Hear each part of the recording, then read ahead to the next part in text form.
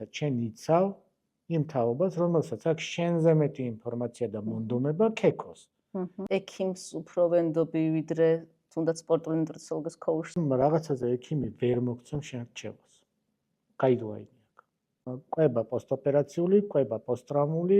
თუ პრეპარატს რო შესაბამისი კვება სჭირდება, მაშინ ჩახედულები აღარ არიან. მარტო გამოსის ჩაბარების მიზნით თუ ისწავლის ადამიანი, მე მგონია რომ ისგან კარგი მწვრთნელი არ დადგა. გამარჯობა მეგობრებო, დღეს წერთ რიგით მეორე ვიდეოს. დღევანდელი ვიდეო დაეთმობა ჩვენს სკოლას, კერძოდ 12 რაუნდის სამწვრთნელო სკოლას. მოგიყვებით, საიდან გაჩნდა სკოლის შექმნის იდეა, რა პოლიტიკას ვატარებთ, რა სიტყვა გვინდა რომ ვთქვათ ფიტნესის მიმართულებით ქვეყანაში და ასე შემდეგ. მოკლედ, დარჩით ჩვენთან და გვისმინეთ. გამარჯობა. გამარჯობა კიდევ ერთხელ. მოგესალმებით მეც. ჯერ მოდი მომიყევი იდეა, რატომ მოგინდა რომ საბაზო კურსი შექმნას. ზრუნველობით ხასიათი მაქვს და იმიტომ. მიყვარს ადამიანებს ზრუნვა და მიყვარს, როდესაც მაქვს შესაძლებლობა ადამიანებს რაღაც დრო ვეხმარები. მართლა ეგ იყო იდეა.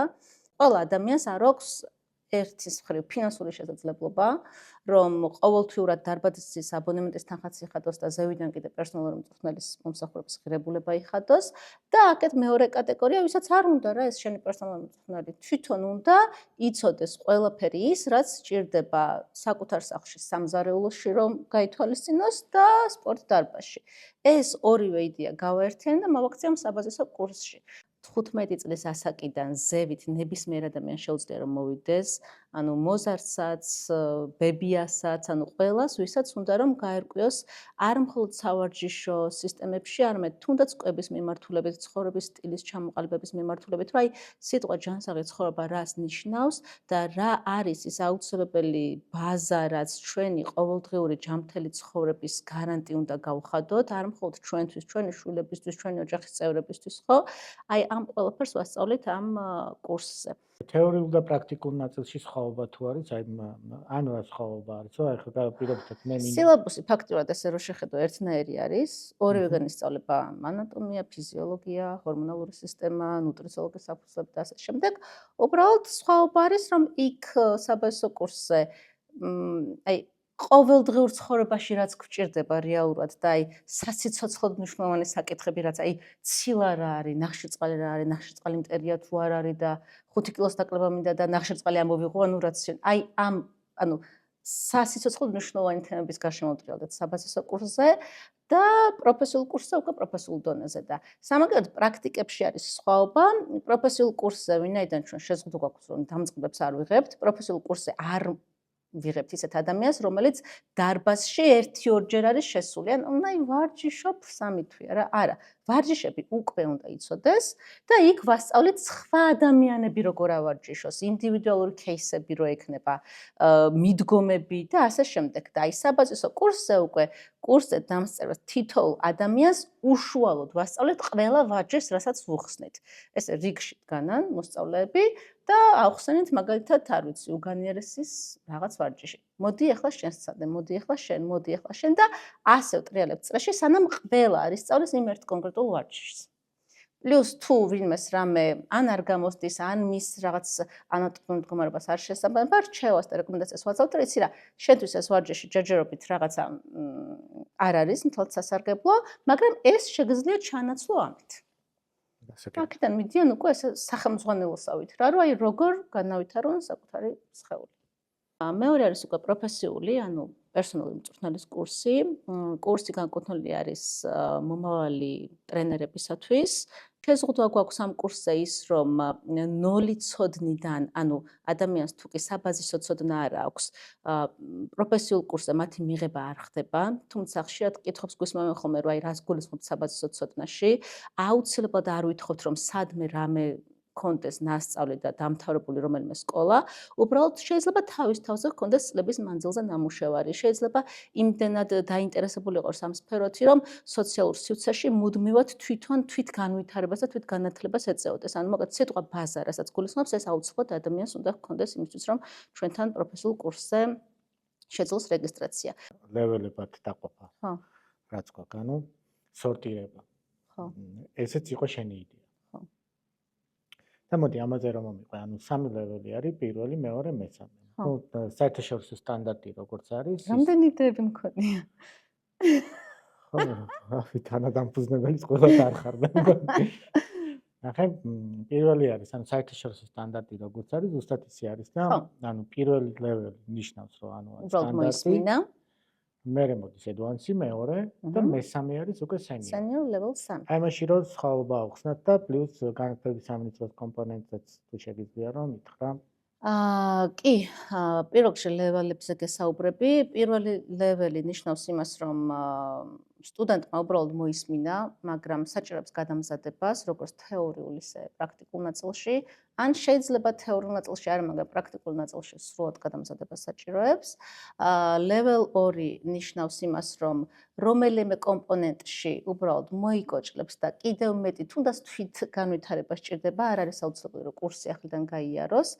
და ყველაზე მაღალი და ყველასთვის სასურველი არის უკვე senior level 3. ესენი სერტიფიკატი გაიცემა ისეთ ბავშვებზე, რომლებიც როგორც თეორიულ, ისე პრაქტიკულ ნაწილში 90-95%-იან ბარიერს გადალახავენ და განათლების სამინისტროს ლიცენზიაც გაიცემა სწორედ მხოლოდ senior level 3-ის მფლობელებისთვის.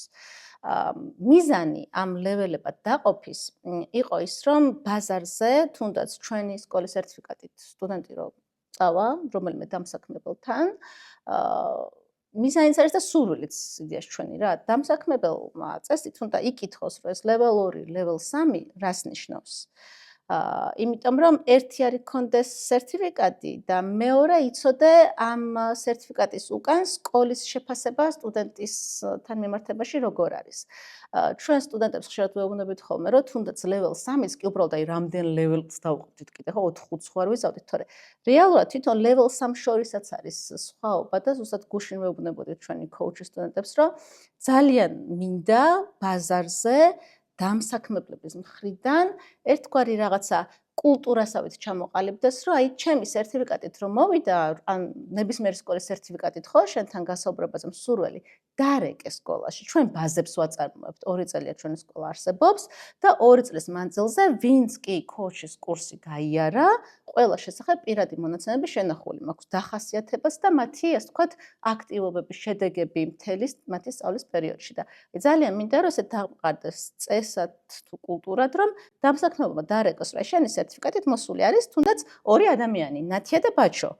ორივეს აქვს level 3 სერტიფიკატი და აი რომ მითხრა და რეალურად level 3-ს ბევრჯერ გაგვიცია ესეთი ადამიანისთვის, რომ ერთი ძალიან კარგია, ანუ თეორიაშიც, პრაქტიკაშიც უმაღლეს დონეზე ჩაუბარებია გამოცდა, გადმოცემის უნარი, აი ყველაფერი იდეალური, მაგრამ მეორე ასევე კანდიდატი ყოფილა ისეთი, რომ საერთოდ ციდან ვარსკვლავებს ხსნის მიხვდი და აი ეს განსხვავება, თუნდაც ახლა შენ ხო დარბაზის დირექტორი ხარ, ფიქრობ, რომ დირექტორისთვის, როგორც დამსაქმებლისთვის, ძალიან მნიშვნელოვანი ინფორმაცია არის.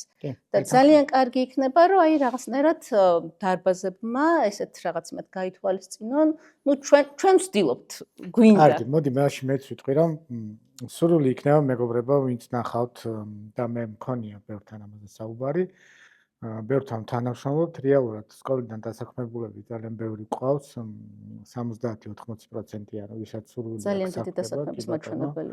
მადლობა ყველა იმ დარბაზს, ვინც საერთოდ ამას ისე რომ უსიტყვოდ ვერც ვიგებ ხოლმე, ისე საქმდებიან, აქედან წასული სტუდენტები და ამავე დროს იცოდეთ, რომ ძალიან ღია ვარ, მეც და ნათლიაც იმისთვის, რომ უკავშირი დაგიბრუნოთ ვის რა ამ 2 თვის განმავლობაში, როდესაც ინტენსიური სწავლება მიდის და მათთვის დარბაზი ხელმისაწვდომია და ფაქტურად აქ ცხოვრობენ თითოეული მათგანი, ვის რა უნარები აქვთ ამაზე, რომ უკავშირი დაგიბრუნოთ და ამ ნაწილში გეტყვით, რომ მოწესრიგებულები ვართ ძალიან განათლების სამინისტროც გვავალდებულებს, გვაქვს შუალედური ტესტის შეფასებები, გვაქვს საბოლოო ტესტის შეფასებები თეორიაში, პრაქტიკული ნაწილის შეფასებები და ანუ მთელი ანკეტირება გვაქვს. ჯამში ფაქტიურად 4 გამოცდას აბარებენ პერსონალური მწვრთნელები, სანამ საბოლოო სერტიფიკატამდე მივასაკრებთ. ხო, მეც აქ ახლა ვიტყვი, რომ მიზანი რეალურად ჩვენი იყო ის, რომ საქართველოში ბაზარზე გაიზარდოს ზოგადად ფიტნესის დონე. მე ხშირად ყვები ამბავს, რომ პირველად ქვეყნიდან როდესაც გავედი, ანუ სამჭიდელი ვიყავი მაშინ და სამჭიდის შემდეგ, აი სხვა მიმართულებით 98 წელს გავედი ქვეყნიდან. 98 წელს ესპანეთში, გერმანიაში, საფრანგეთში იყო უკვე ის დონე ვარჯიშის, დანამატების, რაც აქ მე ალბათ, რა ვიცი, ალბათ დაახლოებით 15 წელით დავიგვიანებ. და ჩემი მიზანი ხშირად აღნიშნავ ხოლმე ამას არის ის, რომ ჩემი თაობამ ვთქვათ, რომ შედარებით თავისი ცხოვრების რაღაცა დიდი ეტაპი უკვე გავიარეთ. მე მინდა რომ ის ახალგაზრდა თაობა, რომელიც მოდის, სოფლიო სტანდარტებთან იყვნენ ძალიან ახლოს.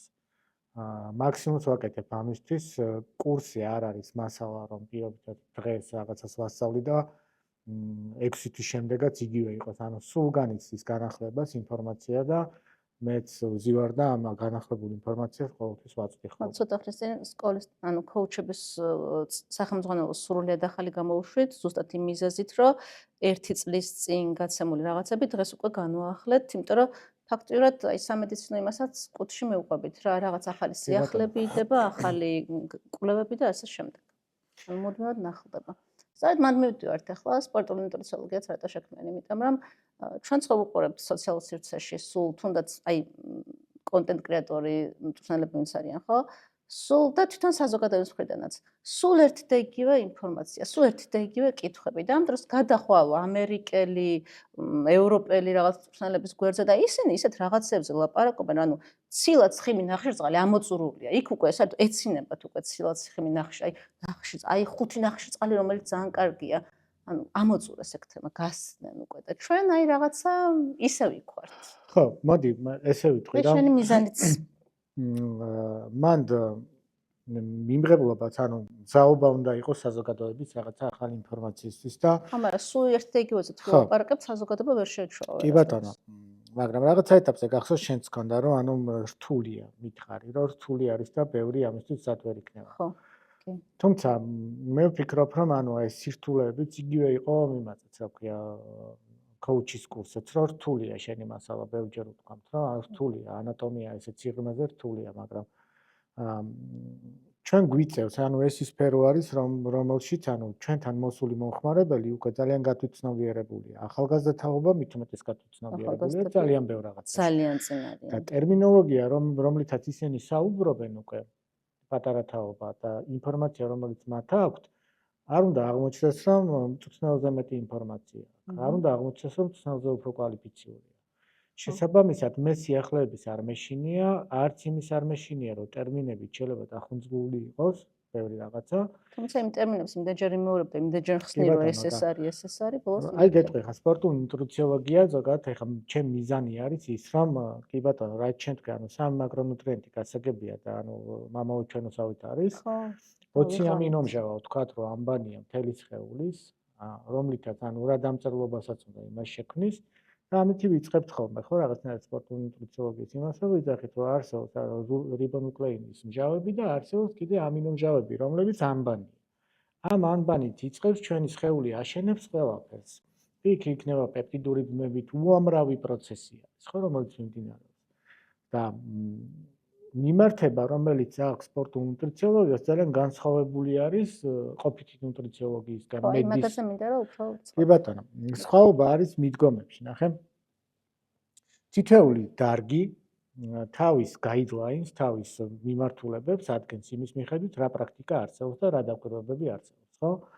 რომ პირობითად მედის ნუტრიციოლოგია რო ავიღოთ, მედის ნუტრიციოლოგია იქნება პაციენტებზე მომართული, ანუ კონკრეტული აი ლოგინად ყოფ პაციენტს როგორი კვება ჭირდება. და იმას არ ჭირდება განსხვავებული კვება. პაციენტსაც კი გააჩნია რისი პაციენტია, ხო? იმას აქვს რაღაც განსაზღვრული კალორაჟი, განსაზღვრული ცილის მოცულობა, განსაზღვრული დანამატები იმისთვის, რომ მისი მდგომარეობა ლოგინიდან ფეხზე დგომამდე მივიდეს ჭანსაღად. ჩვეულებრივი ადამიანი, რომელსაც აქვს ზომიერი ფიზიკური აქტივობა, ხო, არასპორტსმენი პირობითად, იმისი ნუტრიციოლოგიაც და იმისი კალორაჟიც განსაზღვრული არის მიახლოებით. მაგრამ პროფესიონალი სპორტსმენის შემთხვევაში, ან ფიზიკურად აქტიური ადამიანი, რომელიც ასრულებს ზეზღურბლულ სამუშაოს კონკრეტული კუნთების ჯგუფით, ნერვული სისტემით, მისი კვების რაციონიც არის განსხვავებული. ტრანსპორტსაც გააჩნია. კი ბატონო, და აქაც დაყოფა გვაქვს, ხო, სპორტის სახეობების მიხედვით, ანუ კლასიფიკაცია გვაქვს დაახლოებით 8 მიმართულება. ერთმანეთთან მაქსიმალურად მიახლოებული სპორტის სახეობები კი ავიღეთ და ბატონო, სადაც არის მკვეთრი გაიდლაინი განსაზღვრული, როგორი უნდა იყოს საერთო კვების სტილი. როგორი უნდა იყოს კვება ვარჯიშამდე, როგორი უნდა იყოს ვარჯიშის შემდეგ, როგორი უნდა იყოს სეტებს შორის, როგორი უნდა იყოს შეკრებების დროს კვება, როგორი უნდა იყოს სეზონი, კი ბატონო. გავდივართ, რა თქმა უნდა, ანუ შემადგენელი არის ხოლმე და ხშირად კითხვა ჩდება ხოლმე, რომ კვება პოსტოპერაციული, კვება პოსტტრაუმული და ხშირად კითხვა აქვს ხოლმე, რომ რატომ აი პოსტოპერაციული და პოსტტრაუმული კვება, რატომ? იმიტომ რომ რიგი სპორტის სახეობები მაგალითად თავისი ბუნებით და დატვირთვით გათანაბრებული არის პოსტტრაუმულ მდგომარეობასთან. შესაბამისად, იქ კვების გაიდლაინში ცილა-ცხიმი, ნახშირწყალი და დანამატები არის ზუსტად ისეთი, როგორიც პოსტოპერაციულად. ანუ მას ჭირდება შედარებით ისეთი საკვები და ისეთი დანამატები, რომელიც ანთებითი პროცესების მართვაში იქნება ჩართული, ხო? იქ არ არის სტანდარტული მაგალითად ომეგა-3, ანუ დეკოზაჰექსაენონი, ეკოზაპენტაენონის ის დოზირება, რაც არის განსაზღვრული ჩვეულებრივი მოკვდავის შემთხვევაში. იქ დოზირებები გვხდება 5 გრამამდე ავდივართ, ხო? D ვიტამინის დოზირება, რომელიც მოდი რა ვთქვათ, რომ ანუ ექიმი, რომლის გაიდლაინშიც ანუ არის განსაზღვრული არის, რომ ეს მკვეთრად ანალიზების საფუძველზე ეს უნდა იყოს. სპორტული ნუტრიციოლოგიის შემთხვევაში არის დაკვირვებების შედეგად, სპორტსმენების დაკვირვებების შედეგად არის განსაზღვრული, რომ აქ უნდა იყოს 5-დან 10,000 საერთაშორისო ერთეულამდე, იმიტომ რომ დაეხმაროს ამ პროცესებს. ანუ გარდა ამისა, გავდივართ საკითხებს, რომელიც ჩემი თაობისთვის, ჩემზე უფროსი თაობისთვის იცი როგორი იმათ ითვლება. თითქოს აი ცოდნა გაქვს, რომელიც სხვას არ უნდა გაუძებ, თან გეშინია. ხო.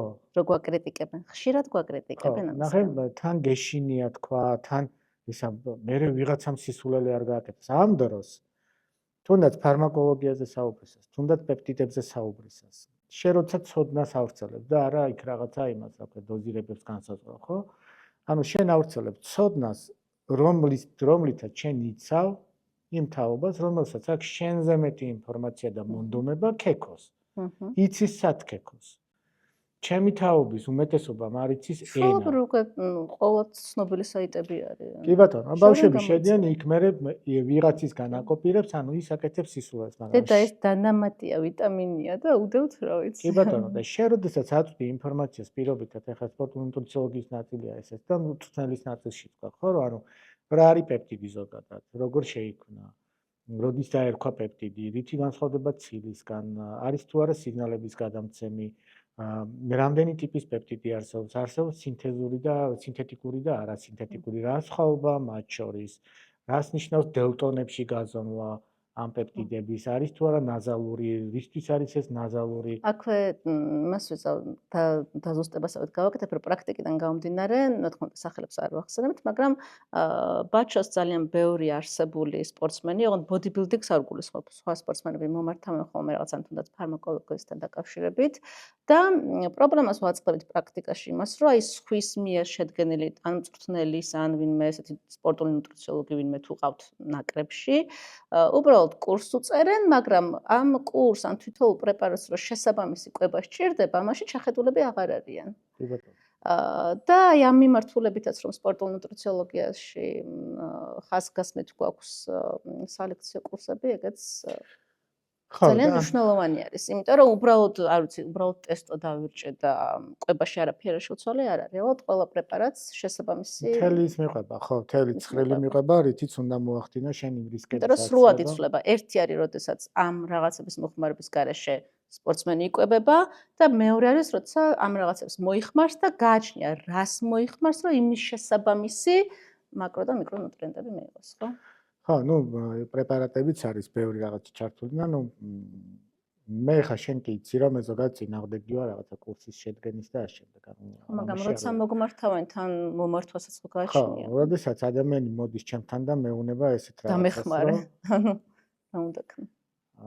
რომ მე მაქვს ეს კურსი შედგენილი ვარ ამოდამ სპორტის წარმომადგენელი და შენ უცებ აი ესე დიდი თვალებით უყურებ რომ ამ ადამიანის კურსი გამოიყურება ისე როგორც პრო ბოდიბილდერის კურსი. რომელიც არც ერთ შემთხვევაში მის მიზნებს არ შეესაბამება. და შოკი მაქვს ხოლმე ეგეთის და უბრალოდ შეიძლება უთხრა რომ ეს მოდი არ არის საჭირო.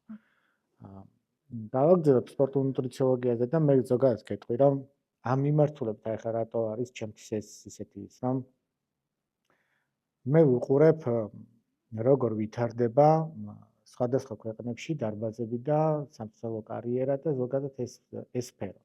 თუმცა ამას ვუყურებ მართლა ალბათ 99 წელი.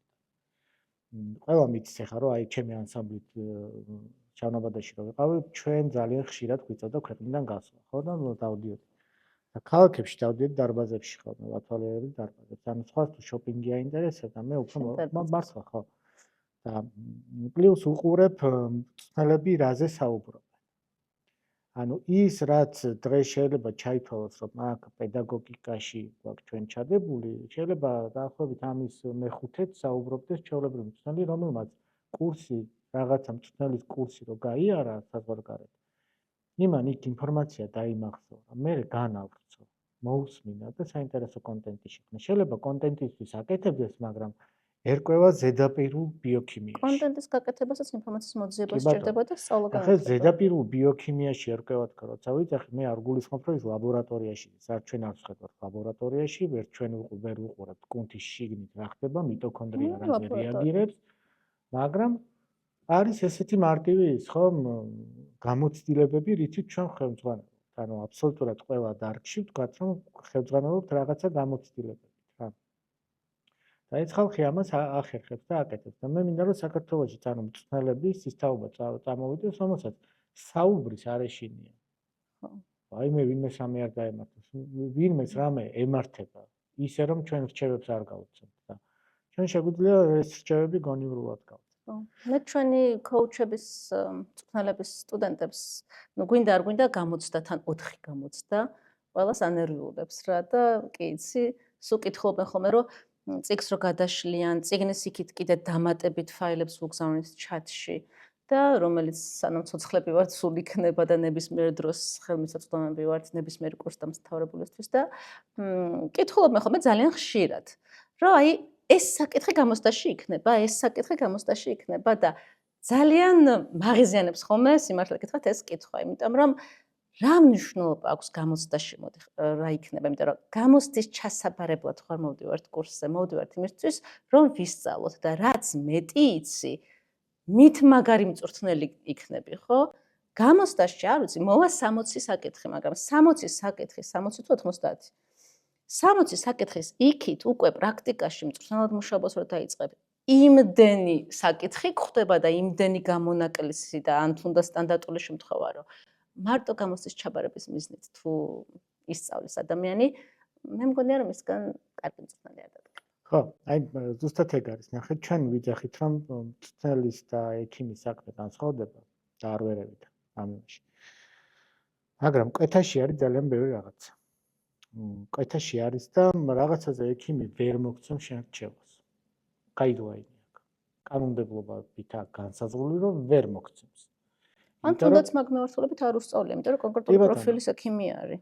მაგის საქმე სხვათა შორის საზოგადოებაში შეგაწყობდნენ ბოდიში, აი ახლა TikTok-ზე რო ვაკეთე, სიტყვა პასუხით რა ხვდები რომ საზოგადოების წევრებს ექიმებს არ გულისხმობ ჩვეულებრივ წევრებს, მაგის საქმე არ აქვს, ანუ კარდიოლოგიც, სტომატოლოგიც, ენდოკრინოლოგიც ექიმია. და აი ტრენერმა ეს მითხრა და იმან ის მითხრა, ანუ ის ხაღადებს ჭეშმარიტებას რა და გააზრება იმისა, რომ აი კარდიოლოგს კი ყველა თავიდან რაღაცა ბაზას სწავლობს, ხო?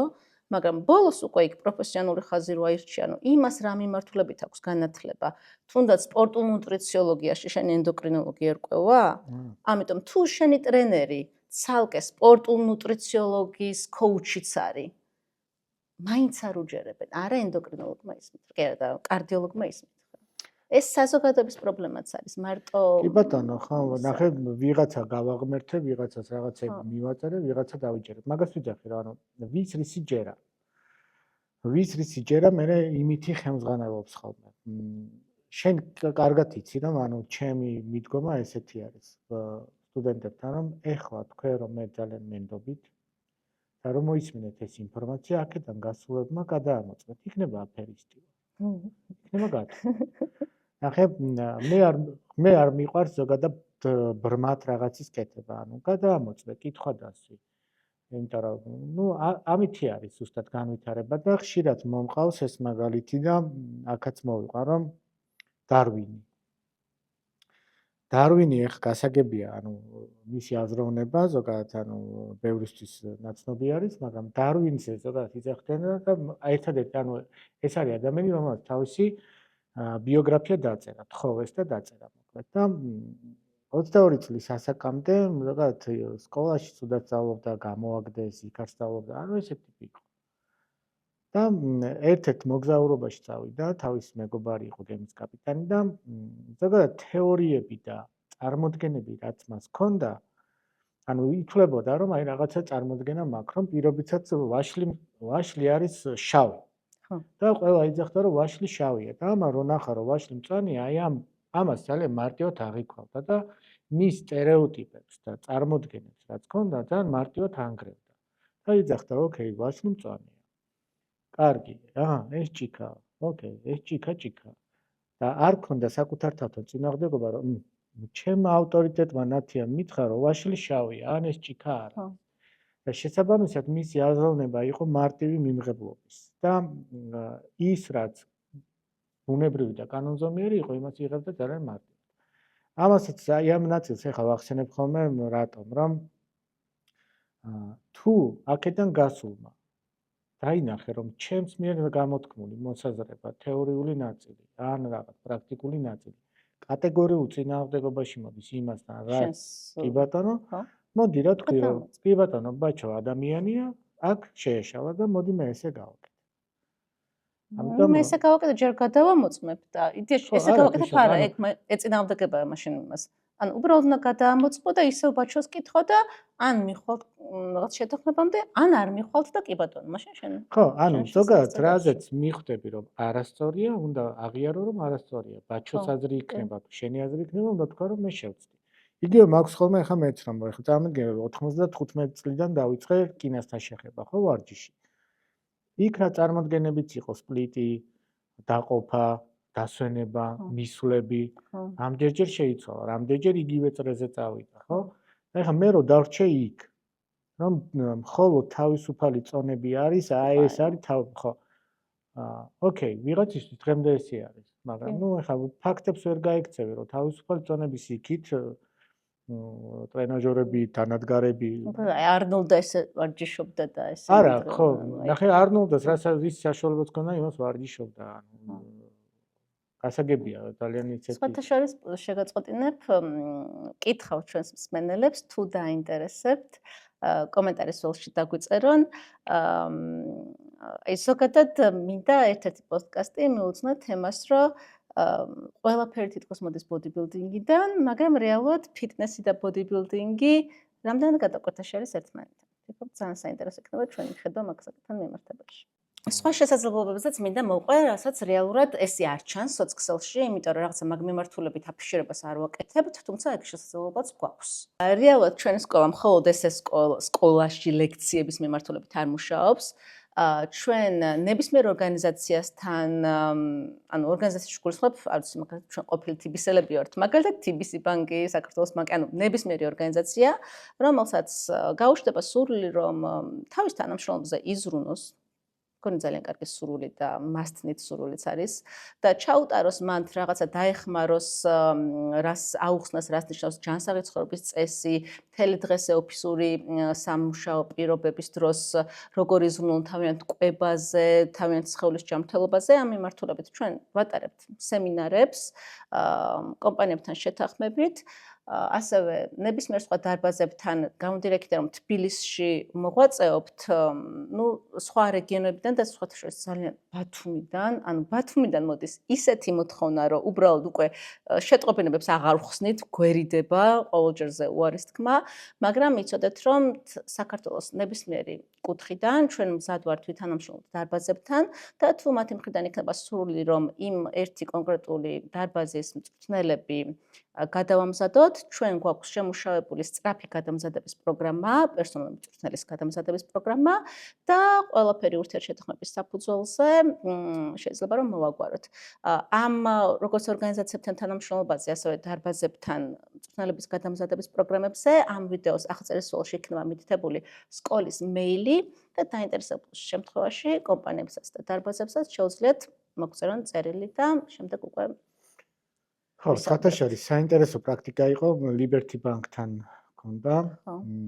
ანუ პირველი ესეთი ერთ-ერთი დიდი სადაც 60 კაცი ესწრებოდა. საკმაოდ მობილურები ვართ საკმაოდ, ხო? ანუ აი ყველგან შეგვიძლია.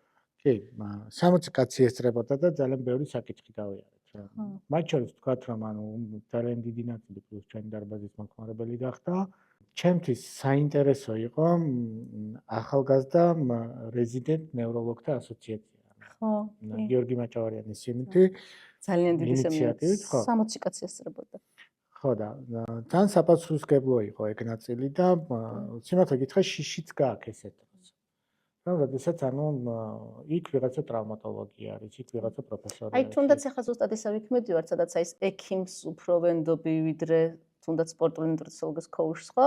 აი ეგ სემინარი იყო ზუსტად ერთ-ერთი ნათელი დადასტურება იმისა, რომ ისეთ კითხვებს სვავდნენ თვითონ ზოგი ქირურგი იყო, ზოგი ტრავმატოლოგი, ზოგი რა ვიცი რა, აი ჩვენთვის ის რომ ორჯერ ორი არის. მიხვდით? ამიტომ აი ეგ არის რა, სადღაც ხო, შემხებლობა რასთან გაქვს? მოდი ესე ვთქვათ, ხო? შენ რა სფეროს სპეციალისტი ხარ და შენ რა სფეროს სპეციალისტი ხარ და ის რომ არა ის უფრო ნუ ნეიროქირურგია და ესე იგი ყველაფერი არ არის მას.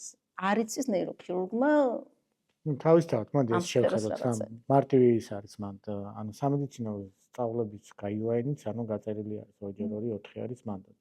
იწყება ზოგადი ანატომიით, ჩონჩხით, ჩონჩხის ჩვენ აგებულებით. ძალიან ბევრი სამედიცინო სტუდენტი ყავს მოსწავლეები და მათგან უკავშირიც ვიცით რა სასწავლიან სამედიცინოზე. ვიცი. მერე იწყება ანატომიით, ანატომიის ძალიან ზოგადი ნაწილი არის, იქ არ მიდის კუნთის ბიომექანიკურ ფუნქციებზე საუბარი, კუნთის მიმაგრების წერტილებზე საუბარი, ხო? იმიტომ რომ იქ ზოგადი ისწავლება მიდის. ნუ თუ ტრავმატოლოგიურზე არჩევ. ნუ ეგ უკვე დაყოფის შედეგად თქვათ, რომ შეიძლება გაჩნია რა საერთოს. კი ბატონო. ფიზიოლოგიის ნაწილშიც მოდი ვთქვათ, რომ ანუ ფიზიოლოგიაში ხა მით უმეტეს სპორტულ ნუტრიციოლოგიაში რაც სიღრმესაც ვასწავლეთ, ხო, ანუ კრეფსის ციკლი და სად მიმდინარეობს ეს პროცესი, ანუ ეს შეიძლება გაიარონ ზოგადად და მოდი ვთქვათ, რომ კრეფსის ციკლი ბევრისთვის დღემდე გამოცანაა სამედიცინო სფერო იქნება თუ სხვა, იმიტომ რომ ეს დიდი პროცესია, რომელიც ცოტა რთული ბიოქიმიური პროცესი არის, რომლის გააზრებაც იდეაში თავიდან ბოლომდე ფორმულების დონეზე ძალიან რთული არის, მაგრამ ნუ მან თავარი მუღამი არის ერთი, რომ საიდან იწყება და სად თავდება ენერგიის მიღება, გაცემა და რა მონაწილეობს ამ პროცესში. ხო და მე ზოგადად ანუ მინდა რომ დამკვიდრდეს ეს ყველაფერი. არა იმიტომ რომ აქ ეხა პირობითად ჩვენ სკოლის რაღაცა ბიზნესის ნაწილს ხოწობ და საერთოდ მაქვს და შენ კი იცი ჩემი დამოკიდებულება ამას. მე უბრალოდ ვარ თავიდან ბოლომდე ენთუზიასტი. სადაც დავინახავ რომ ამოვწურე ჩემი თავი, იქ მე შეიძლება სფეროთ შევიცვალო. ხო. ეს არის და ეს რის თქმაც გვინდოდა. ხო, ცოტა ჩქარ რეჟიმში კი მასაუბრებ. მე გპირდებით ესეთ რაღაცას, მაგრამ ის კითხვები, რაც პირველი ვიდეოს ნაწილში იყო, იმ კითხვებს შეიძლება იმ მომენტში თვითონ კითხვაზე არ უპასუხოთ, მაგრამ ცალკე იქნება კითხვა-პასუხის რეჟიმი, სადაც ანუ კითხვებს ამოვკრებთ და იქ იქნება პასუხები გაცემული. იქნება საინტერესო მიმართულება ის, რომ ანუ გოგოს ვარჯიში როგორ გამოიყურება, სპორტსმენის ვარჯიში როგორ გამოიყურება, სხვადასხვა სპეციფიკებსაც ავხსნით, რომ რაც შეიძლება მეტი იყოს თან ვარჯიში, თან მოძრაობა, თან საუბარი და ის რაც იდეაში სკოლაში არის, აი დაახლოებით ეგ იდეა გვინდა რომ იყოს აქ YouTube-ზეც, რომ ადამიანების ცხოვრება გავამარტივოთ. ნუ ძირითადი ნაწილი მაინც ნათიასი იქნება, მეც ჩავერთები ხოლმე ამაში, როცა დამიძახებს და არა, შორტების სახით უკვე იქ სამოტივაციო ტექსტებიც იქნება, აი ყოველდღიური ცხოვრების გასამარტივებლად საჭირო არის 60 წუთიანი ვიდეოები, ასე რომ აი ეს მარტივი კითხვები, რაც ვიდეოებში თქვენს მიერ იწერება, შეიძლება რომ სრული პოდკასტი, რა თქმა უნდა, ხომ არ დასჭირდეს, ახლა მაგათ სირბილი უფრო კარგია თუ ძუნძული, ამის გამო პოდკასტს არ გადავიღებთ, თუმცა ესეთ კითხვებს უკვე შორტებში უპასუხებთ ხოლმე. ასე რომ დაგვიწერეთ ბევრი კითხვები, დაგვიწერეთ. ეს არის და ეს. დროებით.